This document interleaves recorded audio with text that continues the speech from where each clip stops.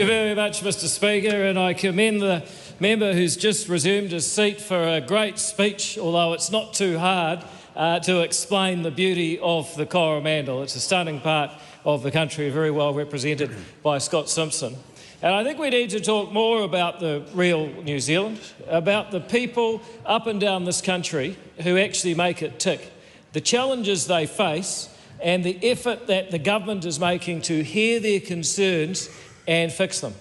Today, Mr. Speaker, we saw a 50 basis point cut in the official cash rate by the Reserve Bank of New Zealand.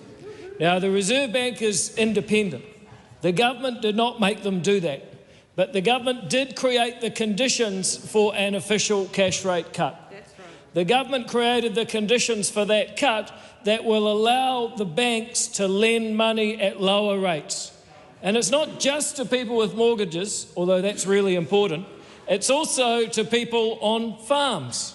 It's also to people with small businesses who need working capital to get through the week and pay the wages to the people who depend on them so they can keep serving their customers. It's the people that actually make this country what it is by taking the effort to build a home and raise a family. Those people are going to get cheaper access to loans because of today's cut.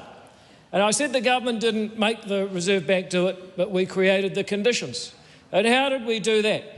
Well, Mr. Speaker, a problem defined is a problem half solved.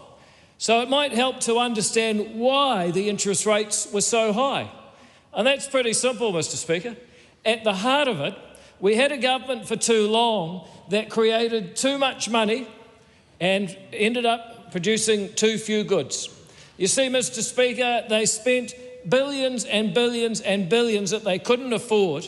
All the while, they'd locked down the borders, locked people in their homes and put oodles of new rules and regulations that stopped people producing. Lots of government cash sloshing around, driving up the prices, and lots of red tape restraining the people who are trying to produce stuff to buy. And if there's more money hanging around than there is stuff to buy, then the prices go up. That's what's been hammering New Zealanders for the last 4 years until finally we got inflation under control.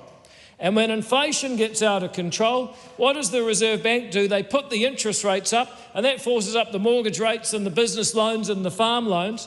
And why were they doing that? Because the government was spending so much, that had to rein in money from somewhere, and the Reserve Bank reined it in from the people who try and make this a great country every day. By restraining our own spending, by cutting waste, by getting rid of red tape, we have taken the problem that the last government defined for us and we have reversed it.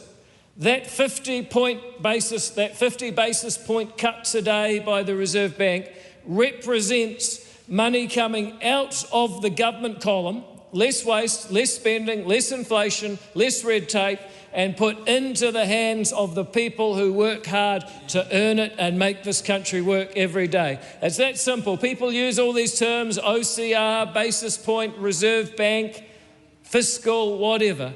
And at the end of the day, what is happening here in New Zealand is that we've got a government that understood what the other guys did wrong. They spent too much and they tied us up in red tape.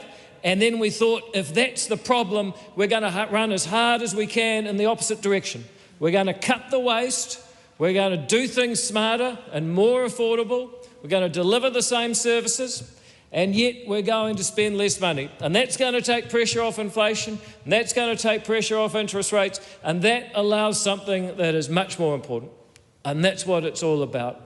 It allows New Zealanders, no matter whom they might be, or when they might have come here, whether it was a waka or a sailing ship or a 747, to actually have a chance in this life to use their time on earth to make the most of their life, to make a difference in their life, to be able to celebrate their successes and be accountable for their failures. In other words, it allows New Zealanders freedom to choose how their own life story turns out without excessive hectoring, lecturing and waste from a government. That's why I'm proud to stand in this House representing the ACT Party. That's why I'm proud to be in a coalition with National and New Zealand First that is bringing about these values, because we are creating a free society where New Zealanders can be their best. Thank you, Mr. Speaker.